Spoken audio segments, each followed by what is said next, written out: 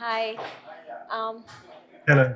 yeah, I know. I am going to sit here, and this is the moment that many of us have been waiting for, and I am very happy to welcome the first of our two keynote speakers, Professor Craig Jeffrey. And before I formally sort of invite him to deliver his lecture, I must say that due to some unavoidable reasons, Professor Jeffrey, who was supposed to be with us throughout, is not able to make it here. He has conveyed his deep regret for not being able to join us in person. But fortunately, for modern technology, we can still have Professor Jeffrey with us virtually. He will deliver his keynote lecture via Skype, and the talk he will deliver is written together with Professor Jane Dyson, who is a professor of geography and anthropology at the University of Melbourne. And the title of the talk is Fresh Contact, Empowering Youth Innovators in South Asia. So let me say just a few words about Professor Jeffrey. He needs no introduction, but I must still go through the formality of saying a few words. Craig Jeffrey is Professor of Geography at the University of Melbourne and the Director of the Australia-India Institute. He was previously Professor of Geography at the University of Oxford, an official Fellow of St. John's College, Oxford. He is a Fellow of the Academy of Social Sciences and the Australian Academy of Social Sciences.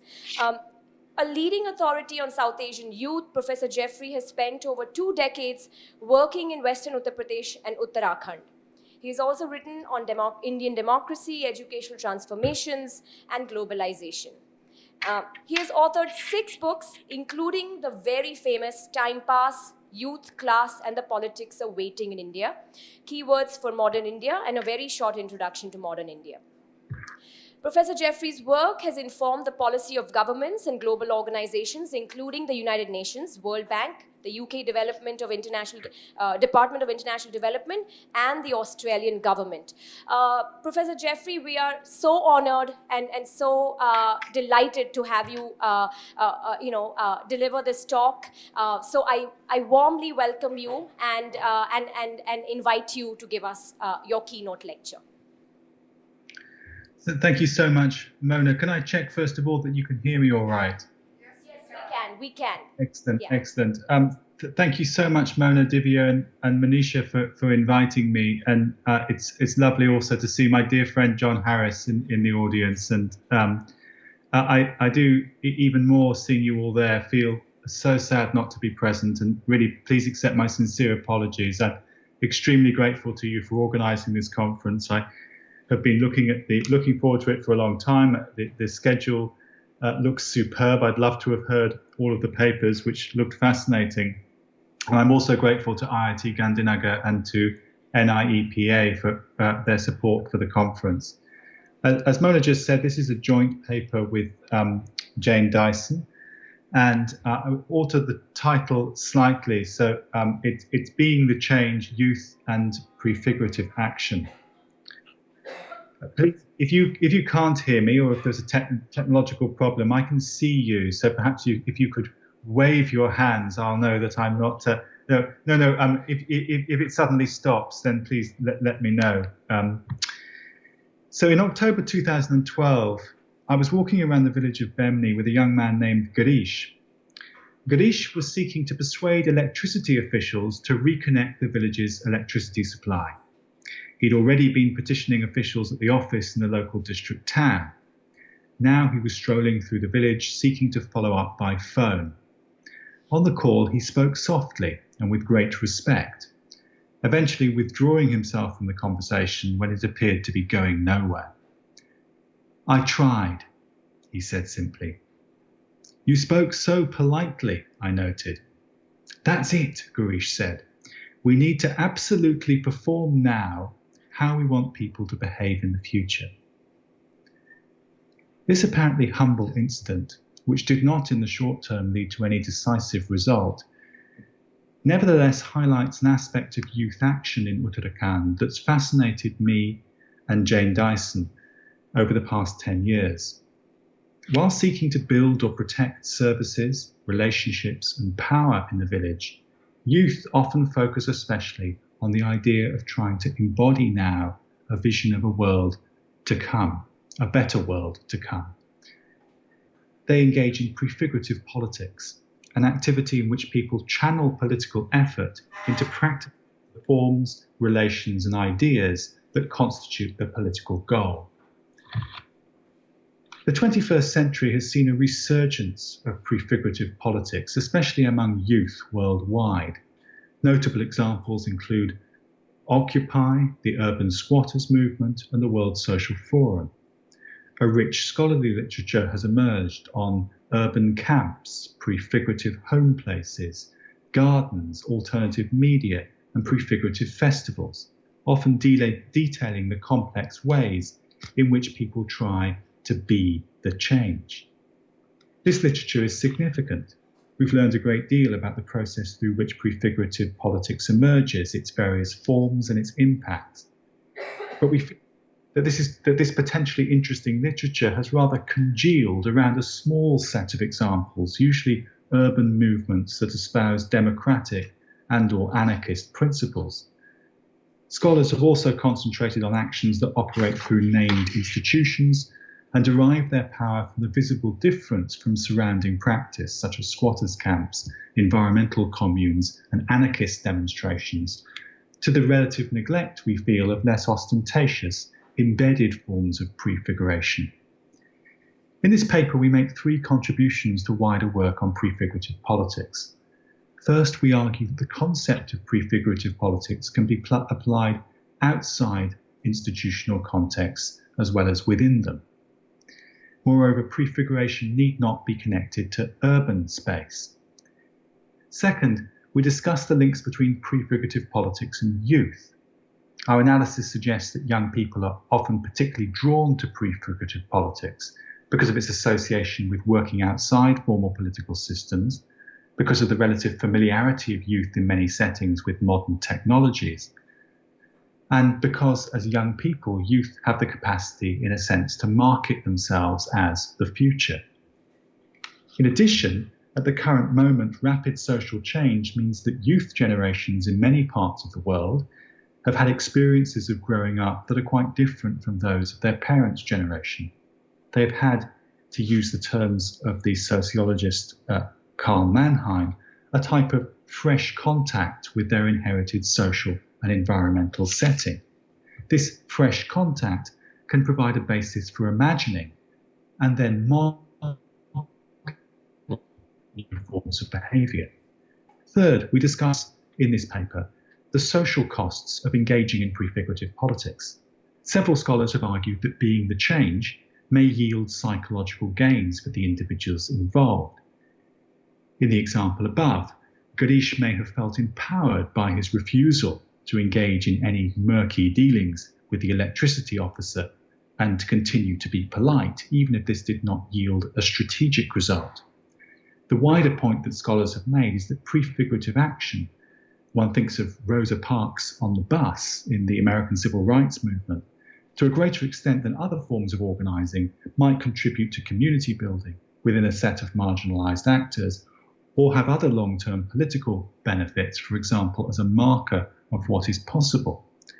But there's been little examination of the social costs of action in which people seek to be the change, including the affective burden carried by young people spending long periods engaged in innovative action. Through discussing a case study of everyday prefiguration in a village in North India, this paper engages with the classic questions of prefigurative politics, indeed of everyday oppositional politics more generally, around the character and effectiveness of practice, but from the point of view of activity outside of formal institutions and in a rural and relatively remote location. The fieldwork on which this paper is based was conducted in the village of Bemni in Chamoli district, Uttarakhand, India, a village where Jane has now worked for 17 years and I've worked for 8 years. Bemni, which you'll see, I think, in the film Lifelines, which is going to be shown after this presentation, lies in a relatively remote and mountainous part of Uttarakhand, an altitude of about 2,700 meters. In 2012, it had a population of just over 1,000 people living in just over 200 households. Bemni is entirely Hindu. Roughly 3/4 of the population is general caste, mostly Rajputs and Brahmins, GCs in the remainder of the paper, and 1/4 is scheduled caste or SC. Bemni villages are mainly subsistence farmers and shift between 3 different settlements through the year, depending on the needs of their crops and livestock. When Jane first worked in Bemni in 2003, the village had no road, electricity, phones or running water. In 2012, a road was built from the local town to Bemni. The village shortly after this acquired an irregular supply of electricity and a telecommunications tower was built. By the mid-2010s, the village began to resemble other, much less remote villages. New shops were opened, people began to build latrines or small extensions to their homes. In 2006, the government introduced the National Rural Employment Guarantee Scheme, providing in theory 100 days of employment each year to every household in the village. Education levels also rose sharply between 2003 and 2012. In 2003, it was uncommon for girls to study beyond grade 5 and boys to go to school beyond class 8. The Right to Education Act of 2009 and the accompanying increase in government resources flowing into rural areas had a huge impact in this village. By 2012, parents and young people among GCs, and to a lesser extent SCs, generally assumed that girls would remain in school until class 10 and boys to class 12 or up to a degree. Jane's film Lifelines describes some of these dramatic changes better perhaps than I can in words. Young people are centrally important to the social character of the village. People commonly refer to youth as the period between puberty and marriage. Until the 80s or early 90s, women married in their early or mid-teens, thus moving directly from childhood to adulthood. But increasing education led to a rise in the age of marriage to about 20 for women and 26 for men by 2014. This shift created or significantly extended a period understood as youth. Many young people pursued education into their late 20s and even 30s and after getting married, and villagers often referred to these young people as youth too. Although Jane's been working in Bemni since 2003, in what follows we draw on 18 months of fieldwork conducted between 2012 and 2018, carried out by both of us. This included conversations about young people's family, education, work, social activity, politics, and attitudes to politics, the state, development and social change. And the interviews were typically carried out over several conversations and supported with extensive participant observation. I want to talk particularly about 2 sets of young people. The first I'll refer to as migrant youth agents. There were several young people based permanently within Bemni who played political roles. These youth were especially important in addressing practical aspects of living in the village, for example, in relation to access to education, healthcare, and the disbursement of development resources, as well as the resolution of conflicts. These youth perceived themselves as role models and sometimes referred explicitly to the importance of prefiguration as a strategy. And Jane and I have written a paper in Economy and Society that focuses on these permanently Bemni-based young people. Nevertheless, since 2010, these Bemni-based youth have increasingly relied on a second set of 18 to 30-year-olds, 26 general caste men who are based outside Bemni for some periods of the year, but work as social and political agents in the village. 20 of these 26 young people had fairly secure and reasonably well-paid jobs in government service or private service. The migrant men typically returned to Bemni when on leave, usually for between 2 and 4 weeks, 2 or 3 times a year. The migrant men had all worked in the village as children in the 1990s or 2000s. This work had involved collaborating in the harvesting of dry leaves or herding of cattle, as Jane's described in her book Working Childhoods. During this period, the migrants had acquired a sense of the importance of cooperative village relations and shared working. In school, they learned to appreciate the importance of social service, ideals which resonated with the experience of cooperative action in the fields and forest. A growing theme of our research over the period between 2012 and 2015 was of the energy of these migrant young men, who had three advantages relative to their Bentley-based counterparts in terms of engaging in prefigurative activity. They possessed a better knowledge than did village-based youth of urban India. Second, living partially or wholly outside Bentley, they usually had a broader social network.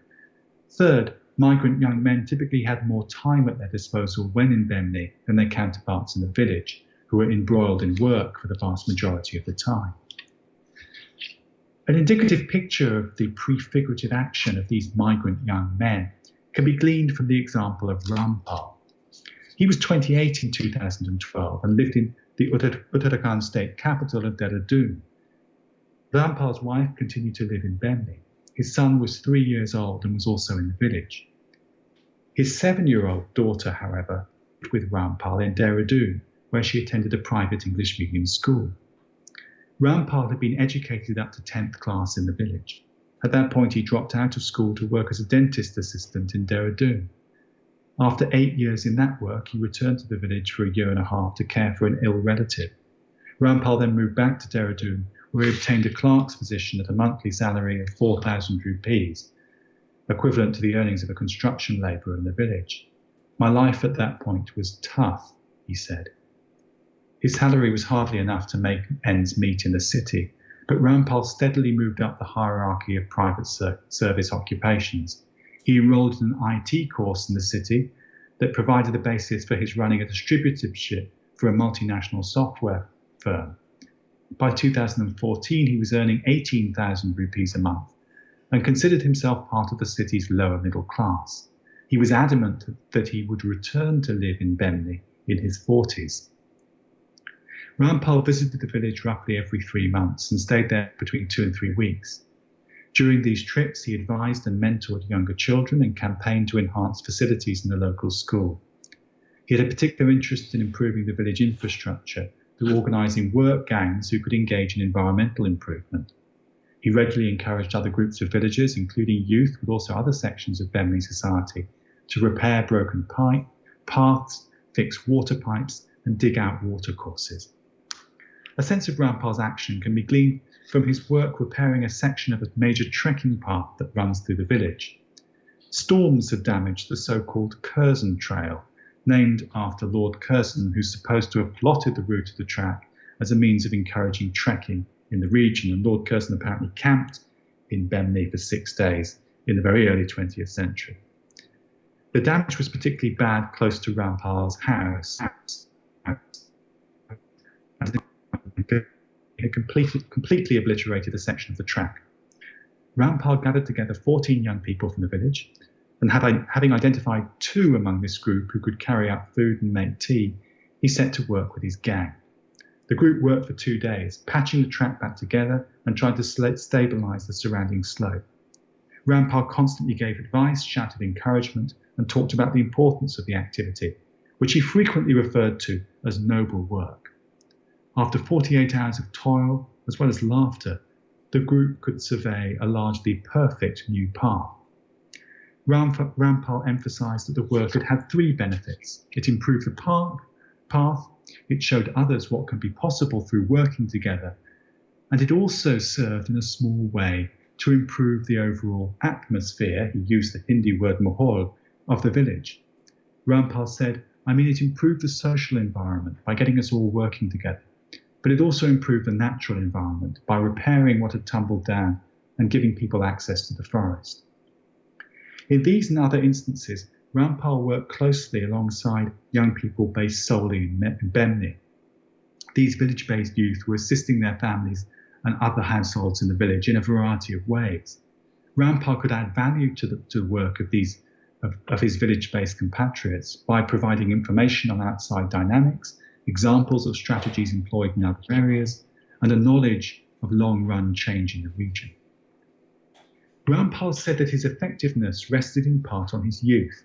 He said that he had a better knowledge than did older generations of communications technology, how to network outside the village and wider national dynamics. But he said this was not a natural quality of youth, but a reflection of how young people like him were more likely to have experience outside the village.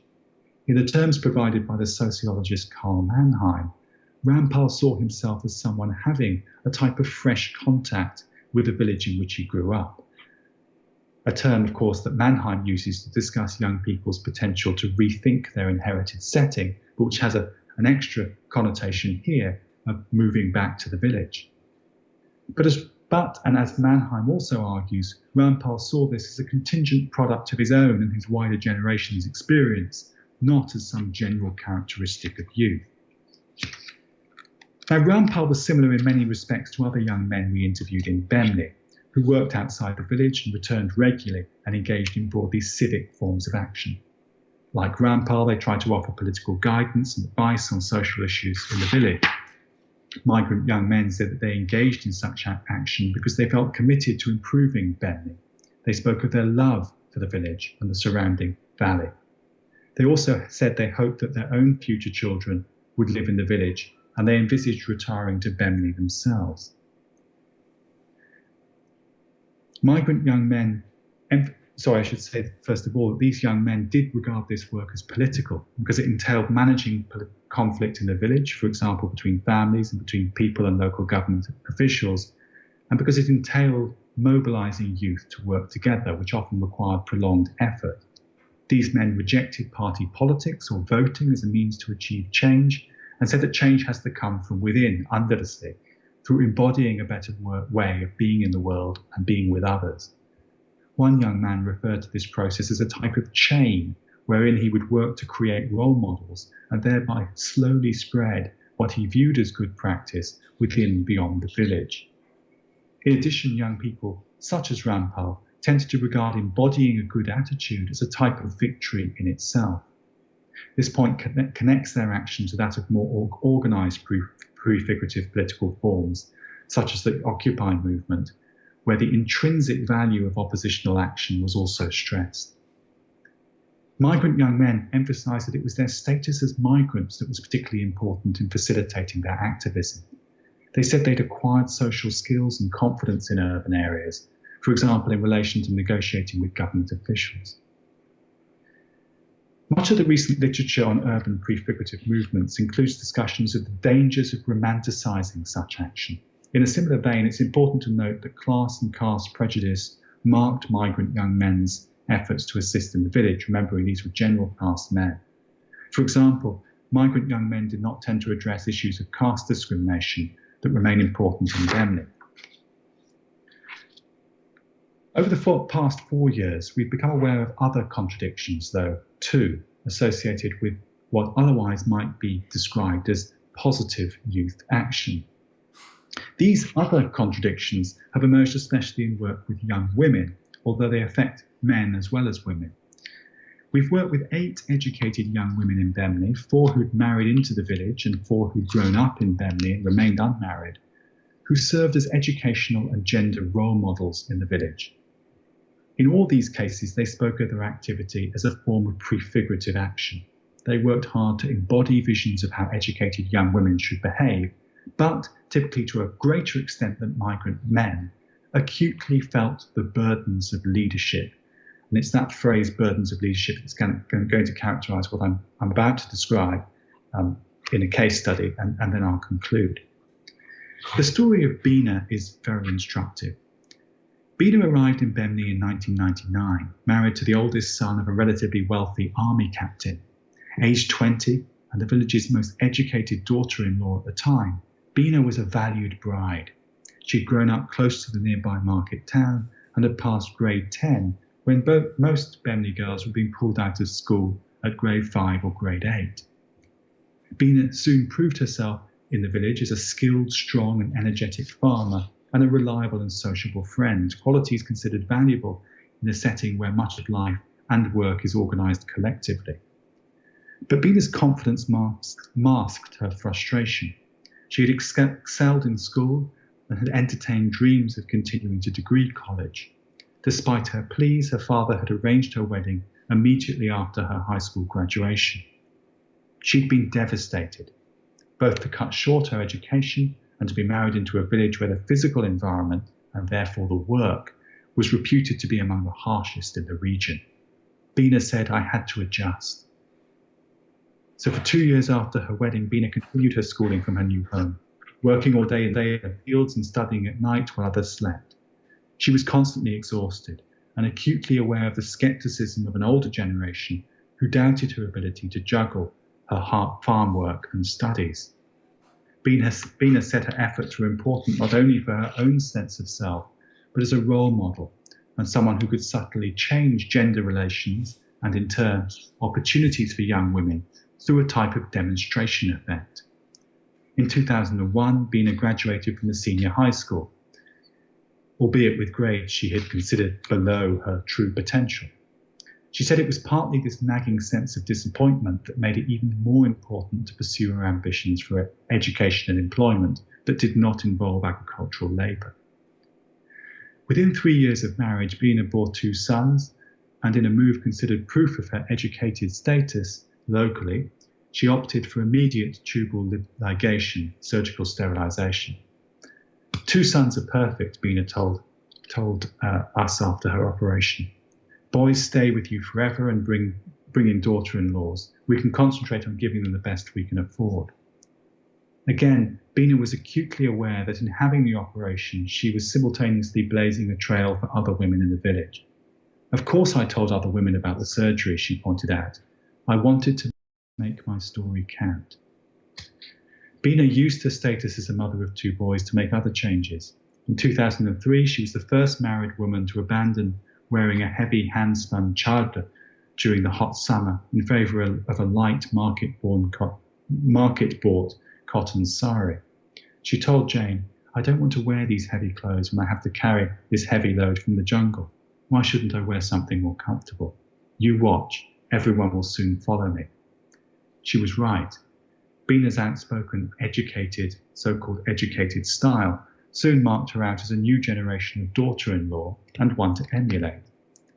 In 2007, when her sons were aged 4 and 5, Bina, her husband and his parents sent the boys to a private school in a nearby town. They lived in a rented house cared for by their grandfather and Sunita, an adopted cousin in her early teens. Bina remembered, we had to do it to get them a better education. The schools in the village are so poor, but I hated it. I missed holding them so much. I hardly ate. I couldn't see the point of anything without them. The evenings were awful. I cried every night for a year. My sons will have no future with just a village education. Bina internalized her ability to adjust here as a key part of her own educated status and membership of an emerging rural middle class. With her sons away and with more time on her hands, in 2008, Bina's in a good position to teach at the Anganwadi, the first time an incoming daughter-in-law had obtained paid employment in Bemley. But it also further enhanced her reputation as a middle-class woman who combined salaried work with household responsibilities and motherhood. Bina once more self-consciously viewed her actions as having a political slant. She characterised her activity as a subtle effort to create new possibilities for other women in the village. But this transformative move came with real costs. It added to her labour. After going to the forest and then working 3 or 4 hours at the nursery, she would squeeze her household and farm labour into even shorter hours. There was no possibility of reallocating these duties to anybody else, as perhaps a similarly positioned man might be able to. But the costs were deeply social and emotional too. Bina talked about her fear of being seen sitting in a chair while looking after her children. She said, if I saw an older woman come by, I would immediately get up and pretend to be doing something else. I'd never sat in a chair before. I knew that others would be saying, who does she think she is, sitting there like that? I was so ashamed. Here, of course, the chair represents not just an instrument of hierarchy and patriarchy, but also is the antithesis of the tools of a working daughter-in-law for whom perpetual manual labour is required. It took her many years before she could sit confidently without shame. Bina was not deterred, however, and the following year, in 2009, she returned to her own studies, enrolling as a private correspondence student for a BA degree.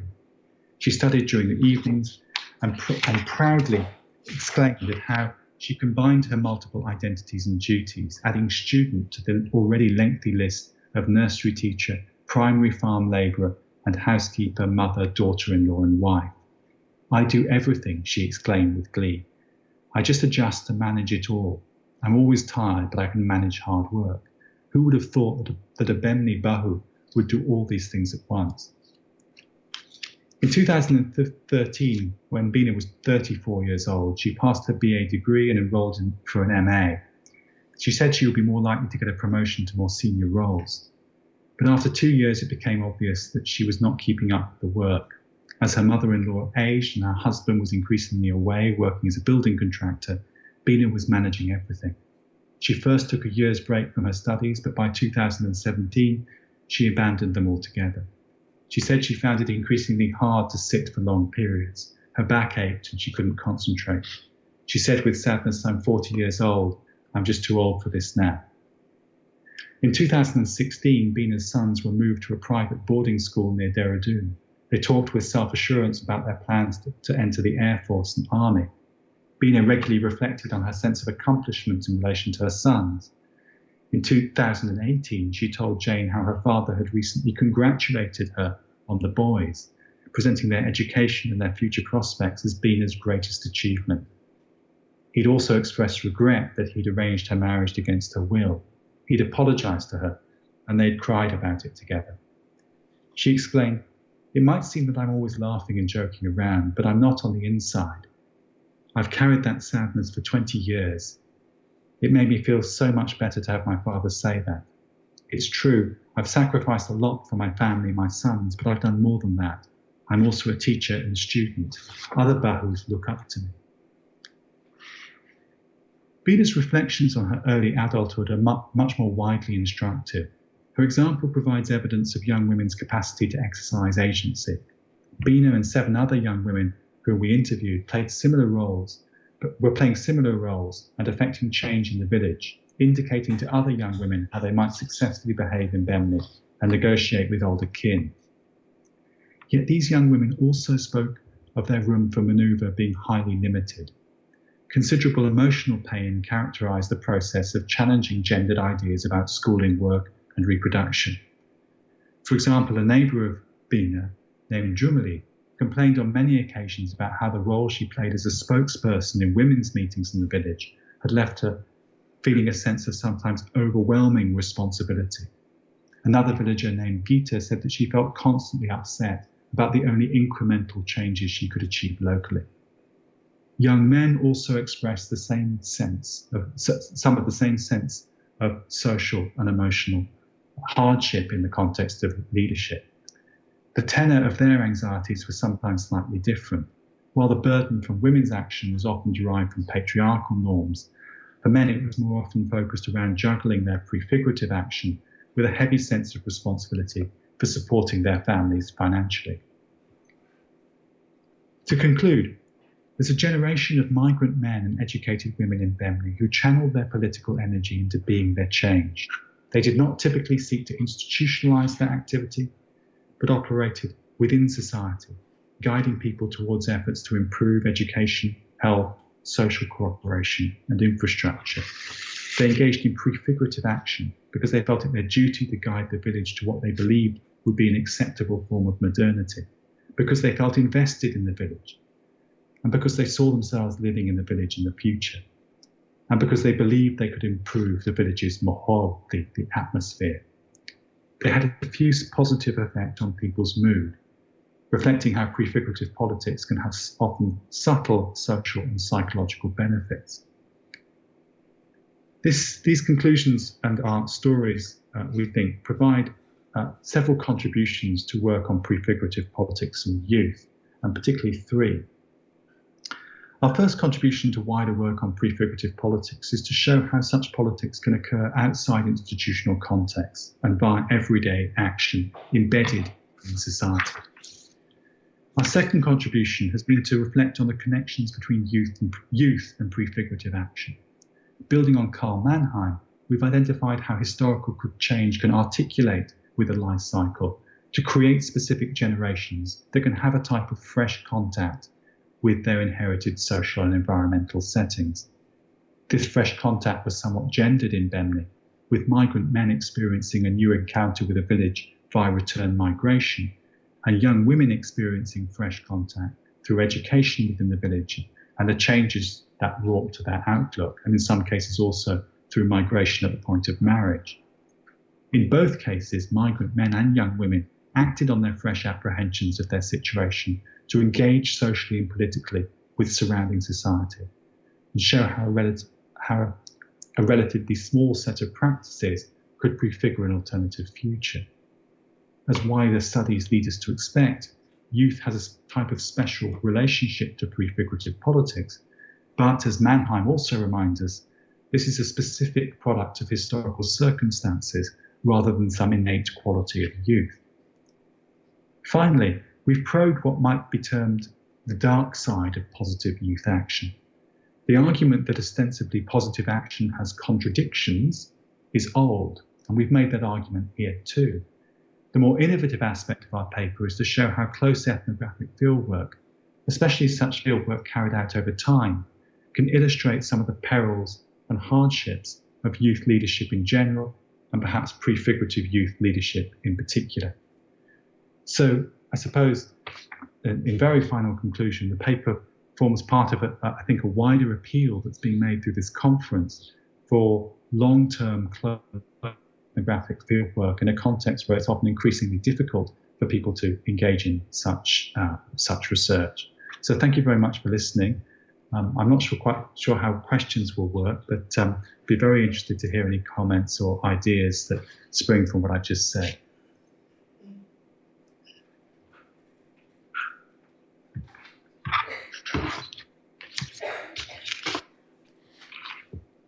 Thank you so much, Professor Jeffrey, for this very fresh sort of set of perspectives on, urban youth and education through the lens of prefigurative politics, outside of institutional settings, and the ways in which youth and non-urban settings are sort of implicated in this framework. I think what I'm going to do now is open it up for questions, and if you can hear me, you'll hear the questions as well. Can you hear me? I can hear you. Okay, all right. So questions? Okay, Craig, thank you. That was really, really fascinating. I just have a couple of questions. I'm sort of interested in, well, maybe what I have, the second question I'll put first, because it's a pretty straightforward one. Okay, I certainly accept that being the change is an important form of politics. But I'm just wondering what the people you're talking about think about, if you will, regular politics. Is it a conscious is there a conscious and deliberate standing aside from participation in regular politics? Okay, the guy who you were talking about first.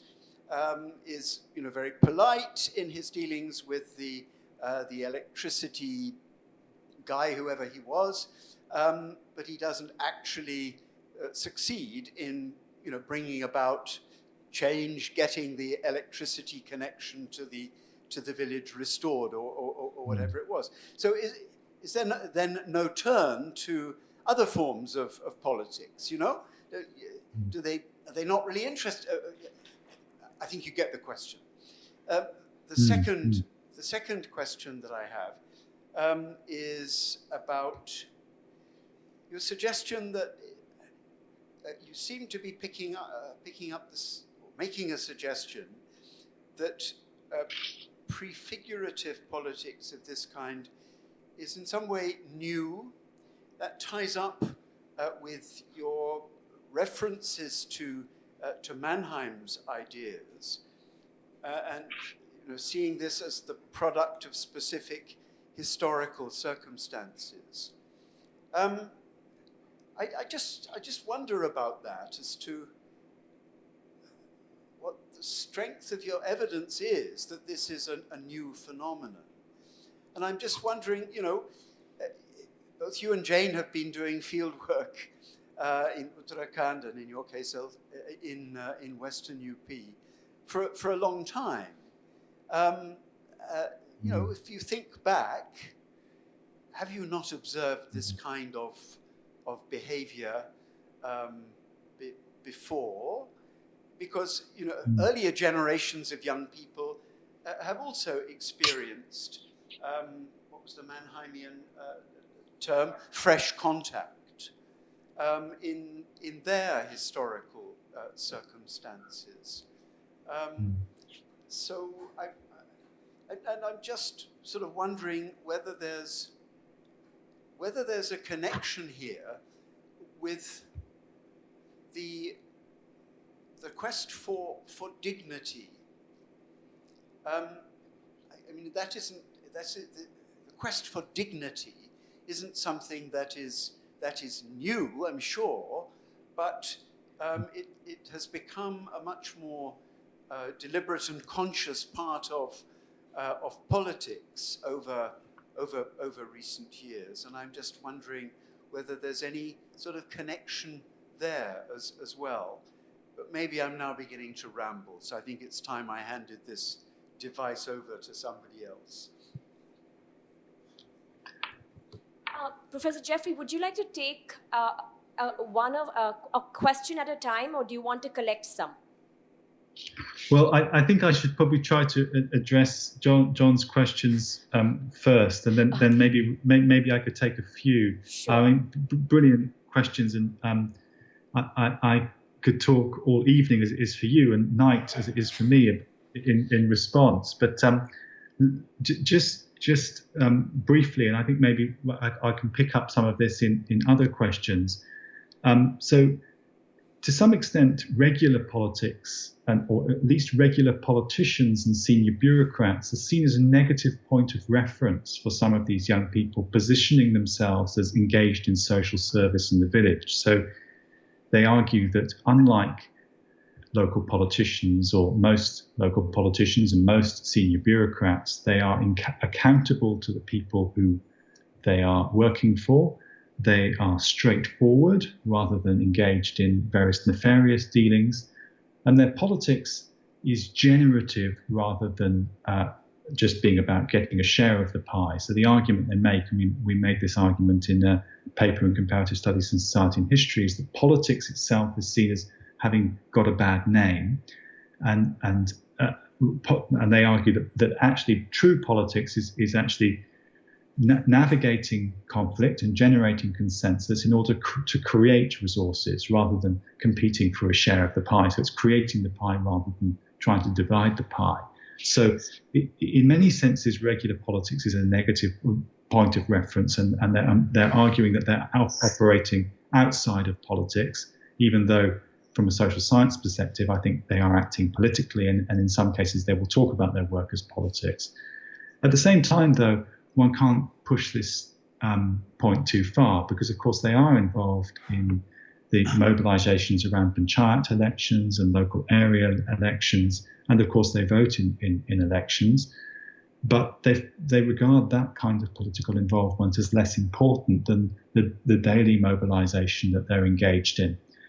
But on the daily mobilisation, I think it's also important to note that even that ebbs and flows. And Jane and I are thinking about writing a paper at the moment called Offbeat Politics, trying to think about sort of waves in relative amounts of oppositional mobilisation in the area where we're working. Because in the period between 2010 and 2014, there was very vibrant oppositional everyday action that was more sort of recognisably political and prefigurative.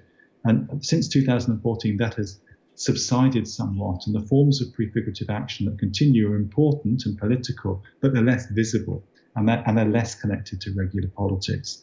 But I think exploring those kinds of rhythms is really important, and provides a really interesting segue then into your second question about, is prefigurative politics new? It's impossible to answer that question for the simple reason that we weren't in the village in the 60s and 70s. Or an earlier period. I think there are some very, very significant changes, though, and I signalled some of those in the paper, that I think is creating a new kind of self-consciousness among young people about the nature of politics and about prefigurative politics as a method, and also about the very interesting question that one gets into when one studies prefigurative politics about the relationship between means and ends in any action. So even if you're not interested in the concept of prefigurative politics, it's very interesting to reflect, as I think social scientists, on the extent to which your ends are instantiated in the way in which you go about a certain kind of form of mobilization, even while recognizing the whole language of means and ends is slightly, its associations with rational choice is slightly problematic in this context. But the classic is Emma Goldman, the anarchist statement, or the statement that's attributed to Emma Goldman that, if I can't dance, I don't want to be part of your revolution. That kind of idea, which one associates particularly with the feminist movement, to what extent a means instantiated in ends instantiated in means is a really interesting one. I think there's a new self-consciousness about that in the village. So what's new? Well, the education revolution that's happened there, and people's exposure to citizenship norms, to the kind of exercises that they do in school textbooks, to notions of serving the nation, that's much more powerful among those who are 18 to 30, as opposed to, say, those who are aged between 50 and 65 in the village. NGOs have become more active in this region generally. They're not specifically very active in Bemney. One of the reasons Jane chose that village was she didn't want to work in a village where NGOs have been very active. But nevertheless, they have been somewhat active. And the trope of being the change, of the personal is political, of self-empowerment, some of the is picked up with a lot of the work with young women, is a product of notions of political change that have been communicated through local NGOs. I think the technological revolution is significant as well, but I think there is a particular relationship between new communication technology and the capacity to perform and then to disseminate a particular vision of living differently and acting differently. So I think the mobile phones is significant here. And I think also what's relatively new,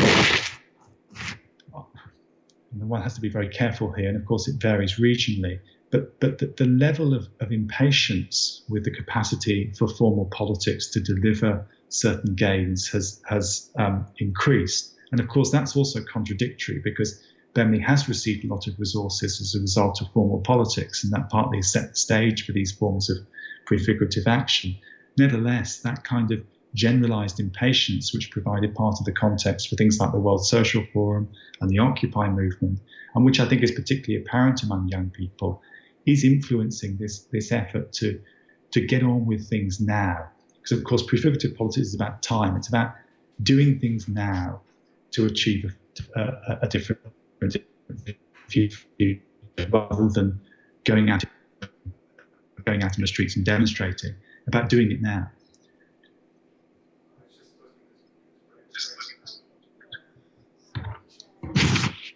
Hi, Craig. Manisha here.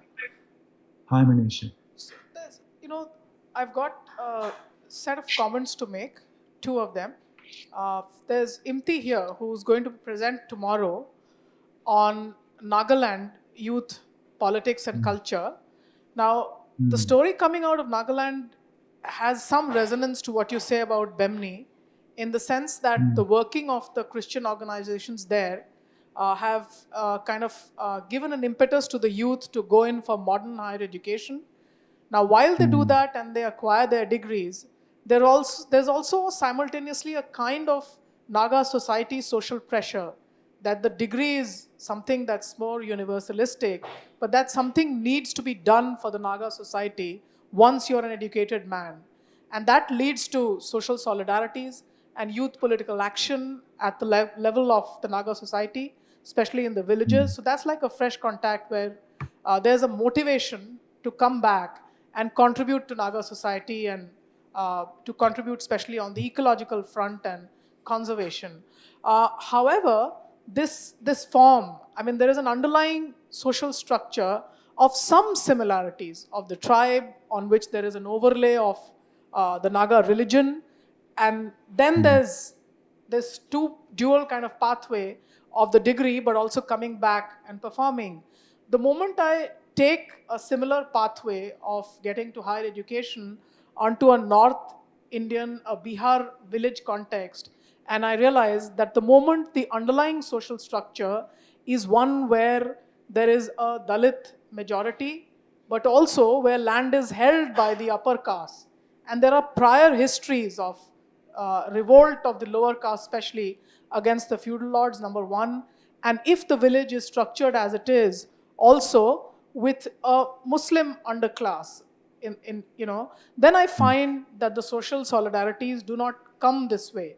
The social solidarities can be seen where there are prior pathways of some trust and network, for example, of Rahm and Zakat amongst the Muslims. Then you can see the social solidarity there. The Dalits can collectively act against violence or oppression from the upper caste, but may or may not be able to act with fresh contact. The upper castes increasingly have found support in the majoritarian politics that's kind of supporting them from the outside and through WhatsApp networks.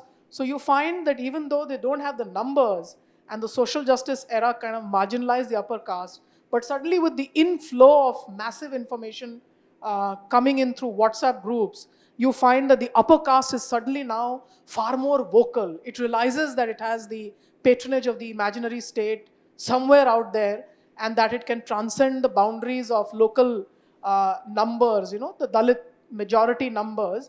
And therefore, wherever there is a village structure which already has these fractures alongst fault lines of upper caste oppression or community-based differences, there I don't see the kind of prefigurative action that you talk about. So Nagaland, yes, but a Bihar village, no. That's how I look at it.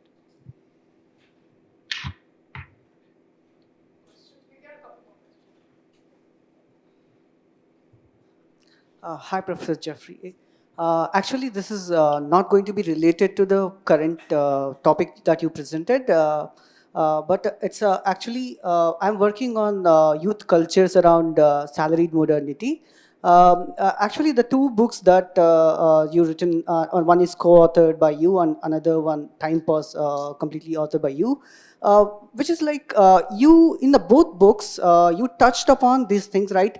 How youth and their families are disillusioned by not getting the salaried job. So the both of the books, in one way, this line of disillusionment to not attain a formal job and going for this either time pass in that book, and in Degrees Without Freedom, you're talking about how they are going for other traditional occupations that the villagers, the rural people of UP are going for.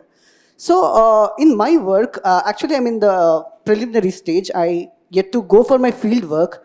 So basically I am planning to argue, I think your study is in 2000s, 2004, 2005 and early 2000s.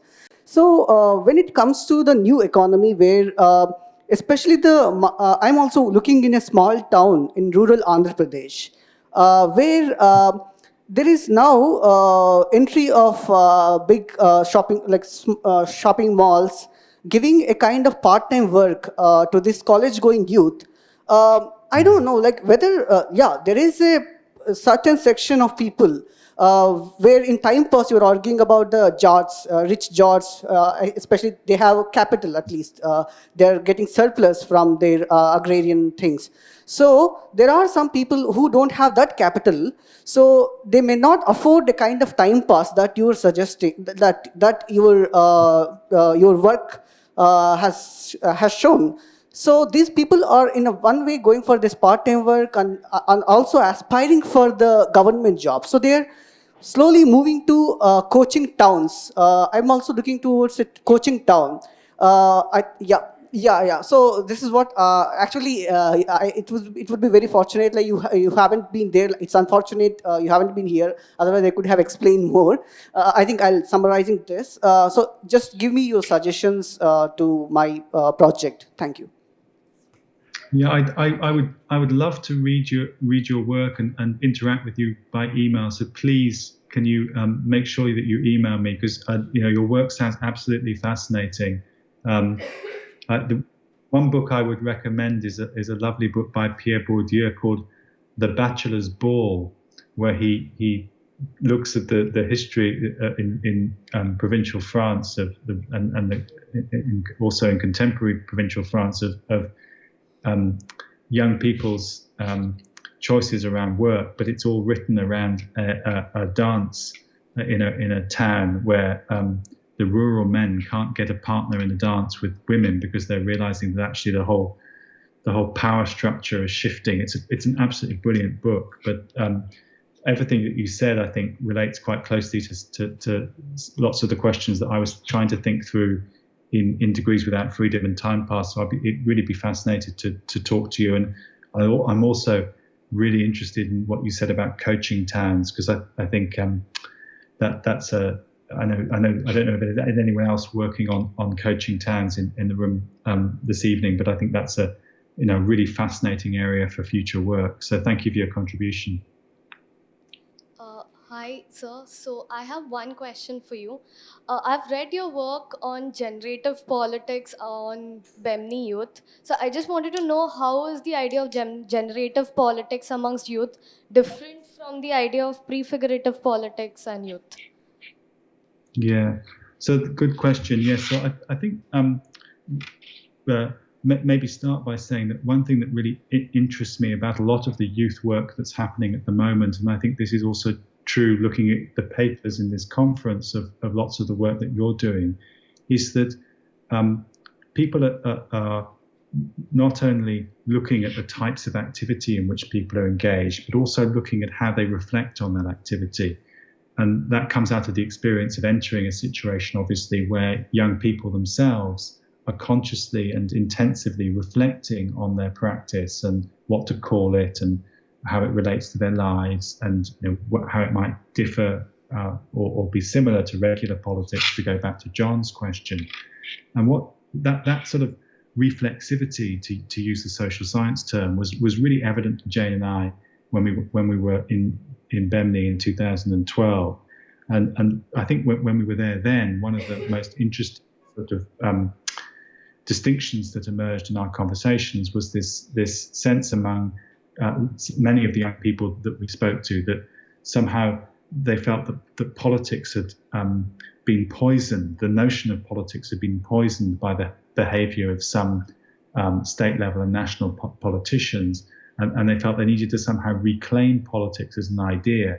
And in that context, they made the distinction between, as I said in response to John's question, between action that was social and political effort aimed at creating or protecting or generating resources, so generative politics. That would apply to the instance I discussed in the paper of rebuilding the path, or activity that was aimed at getting a share of politics, getting a share of resources, which might be over a limited budget in an attempt to capture the panchayat or something like that. So that was the main line of distinction we noticed in some of our early conversations with young people about how they were theorizing their politics.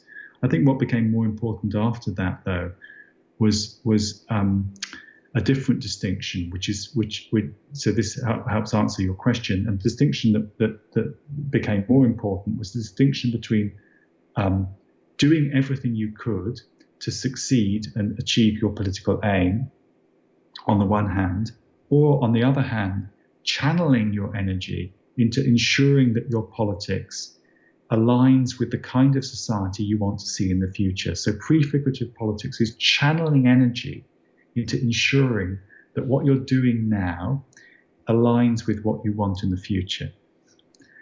And so that's different from the generative redistributive distinction. It's much more about the connection between ends and means. Do you see what I mean?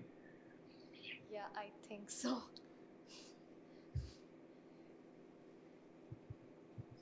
Are there any other questions? Are there any questions that any point that you would like to sort of elaborate on? Are there any unanswered questions, Professor Jeffrey, from your notes, or?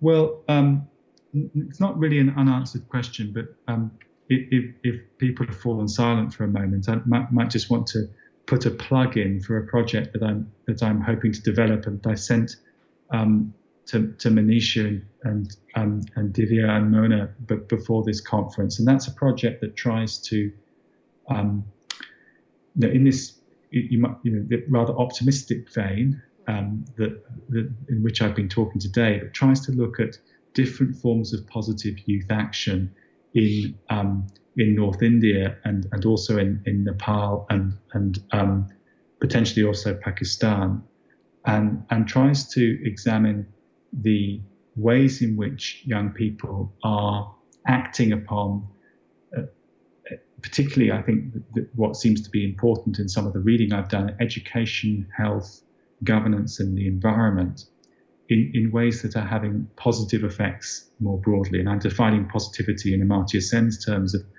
action that has the effect of building the capabilities of either themselves, if they're from a marginalized group, or of marginalized or disadvantaged people in their locality. And I'm really interested in trying to find examples where young people are engaged in that kind of activity, and then also thinking about the potential for researchers and the young people themselves to build larger networks that put them in contact with young people who are engaged in similar positive activity, either in their own region, who they don't know, or in other regions, so across this kind of Northern South Asia region that I'm describing. And then also I'm then quite interested in how a research project could also build some training for those young people through partnering with local universities and with possibly local NGOs and sections of government, but treating the networking and the training as actually part of the research effort. So you'd also study that networking and training as it was going along. So this project on sort of positive youth action is one that I want to try to develop as a kind of quite large-scale collaborative project. If anyone's interested in this, and of course it comes with all the normal kind of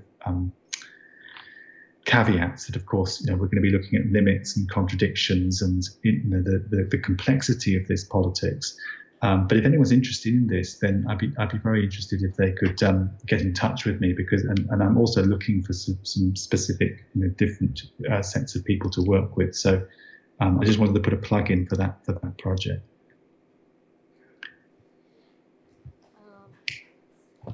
Thank you so much. We're going to give you a hand and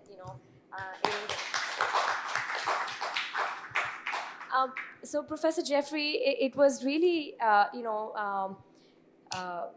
absolutely wonderful to, hear this talk, and in some ways a perfect sort of backdrop for us to be going into now watching Jane Dyson's film, on lifelines, and in some ways a rich sort of very moving ethnography, almost sort of provided this very vivid context for us to be moving on. And in some ways, the project that you talked about, Viable Lives, the new project, and the networking among youth, it very interestingly echoed also some of the comments in our inaugural panel today on education, where Professor Bhushan Patwardhan talked about new ways of thinking about youth and how they network, how we may facilitate that, and what sorts of social action that can produce. So that was a great way to sort of coming full circle.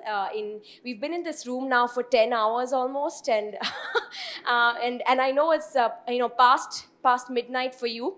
I must deeply thank you for, on behalf of everybody, for giving us this very rich keynote lecture. Thank you so much.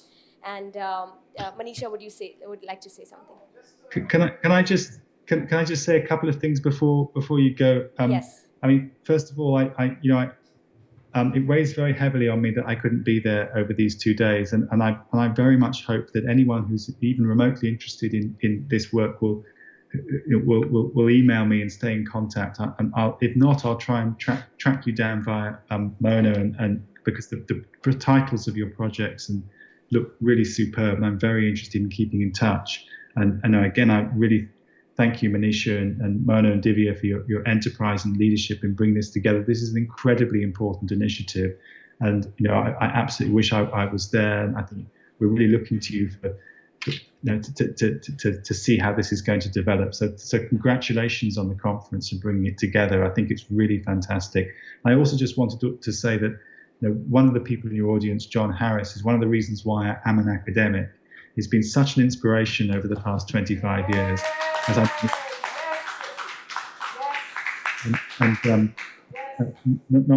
Not just for me, but I know also for Manisha and for many of the people that I've worked with. So, John, I'm very sorry that I'm not there this evening to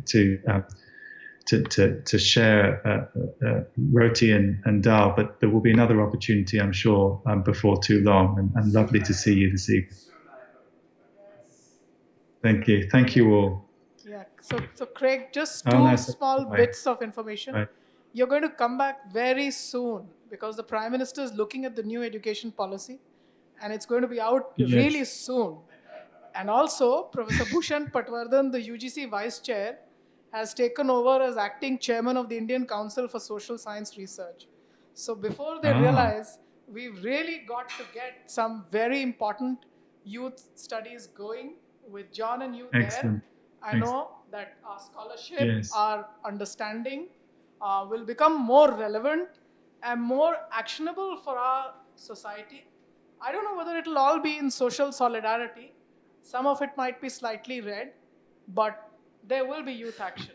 And I think in more guided, measured, conceptual ways. So thank you for being here.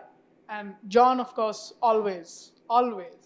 It's such an emotional thing. Thank you, Craig. Thank you very much. Lovely. Nice. Bye. Nice.